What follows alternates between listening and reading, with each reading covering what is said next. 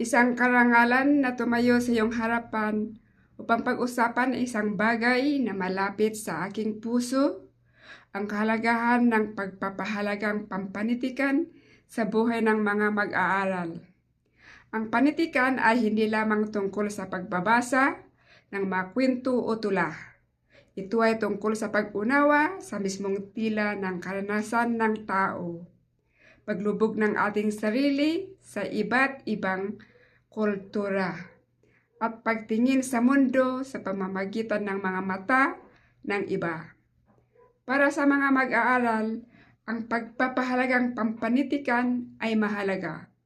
Hindi lamang bilang isang asignatura sa paaralan, kundi bilang isang kasanayan sa buhay. Kaysa ngayon, gusto kong talakayin ang mga implikasyon ng pagpapahalaga sa panitikan sa iyong akademikong paglalakbay at personal na paglago. Una sa lahat, ang pagpapahalagang pampanitikan ay nagpapatalas ng kritikal na pag-iisip. Habang nakipag-ugnayan sa iba't ibang mga teksto, napipilitan kang magsuri, magtanong at magmuni-muni. Magsisimula ang maunawaan ang mga motibasyon sa likod ng mga aksyon ng mga karakter, ang simbolismo sa likod ng mga kaganapan, at ang mas malalim at kahulugan na nagpapaunlad ng iyong kakayahang mag-isip ng mapanuri. Isang kasanayang higit pa sa silid-aralan. Sinusuri mo man ang kredibilidad ng impormasyon sa social media o paglutas ng mga komplikadong problema sa trabaho. Ang kritikal na pag-iisip na hinasa sa pamamagitan ng panitikan at magsisilbing mabuti sa iyo. Bukod dito, pinapalawak ng panitikan ang empatiya. Sa tuwing magbabasa ng mga nobela, tula o sanaysay, nahuhulog ka sa posisyon ng ibang tao. Ramdam mo ang kanilang sakit, ang kanilang saya, ang kanilang pagkalito. Ang prosesong ito ng emosyon ng koneksyon ay nagpapalaki ng empatiya, isang pag-unawa sa buhay at karanasan ng mga iba.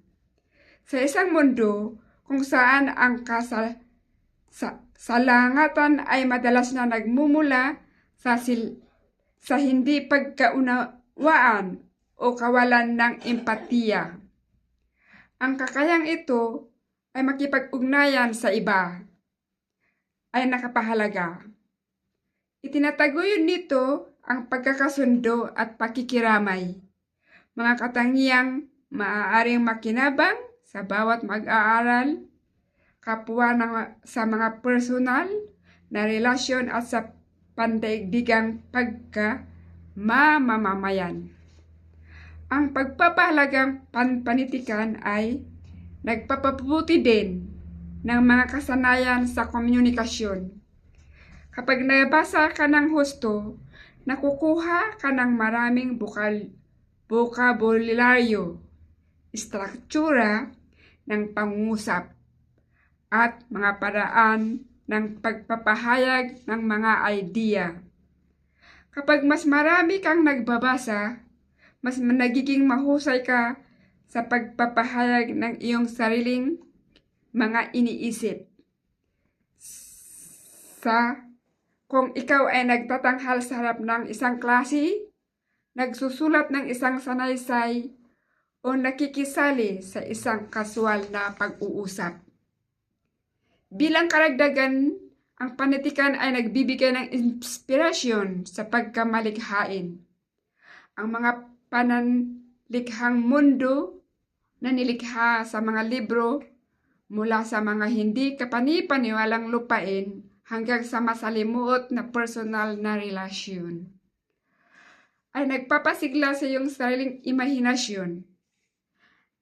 Natuto kang makita ang mundo sa mga bagong paraan. Mag-isip sa labas ng kahon at makabuo ng mga malikhaing solusyon sa mga problema. Ito ay hindi lamang kapaki-pakinabang sa artistikong pagsisikap, ngunit sa mga larangan tulad ng agham, engineering at negosyo, kung saan ang pagbabago ay susi sa pag-unlad. Panghuli, ang panitikan ay tumutulong sa iyo na mas maunawaan ang iyong sarili. Kadalasan, ang mga karakter na nababasa natin ay nagpapakita ng sarili nating mga takot, pangarap, at pakikibaka.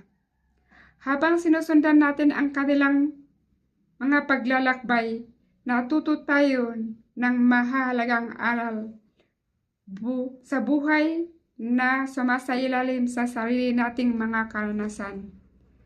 Nag-aalok ito ng ligtas na espasyo para tuklasin ang mga komplikadong emosyon ng sitwasyon na ginagabayan tayo tungkol sa personal na paglaki at kapanahunan. Bilang konklusyon, malalim ang komplikasyon ng pagpapahalagang pampanitikan sa mga mag-aaral.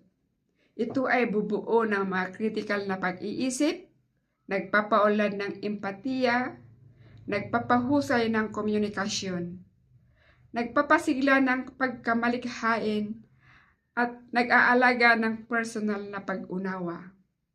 Hinihikayat ko ang mga bawat isa sa inyo na isawsaw ang inyong sarili sa panitikan, hindi bilang isang gawain sa paralan, ngunit bilang isang paraan upang pagyamanin ang inyong isipan. Palawakin ang iyong pananaw at baguhin ang paraan ng pakikipag-ugnayan ninyo sa mundo. Salamat po.